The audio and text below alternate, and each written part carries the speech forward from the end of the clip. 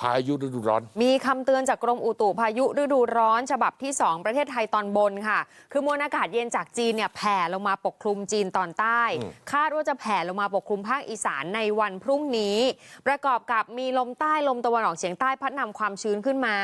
ในขณะที่ประเทศไทยตอนบนตอนนี้มันร้อนถึงร้อนจัดก็เลยมีความเสี่ยงเรื่องพายุฤดูร้อนภาคเหนือตอนล่างอีสานภาคกลางกรุงเทพปริมณฑลภาคตะวันออกค่ะตั้งแต่วันพรุ่งนี้วันที่ 8 ไปจนถึงวันที่ 10 มีนาคมอาจจะมีลูกเห็บตกบางแห่งมีฟ้าผ่าเกิดขึ้นได้ด้วยในบางพื้นที่ท่านผู้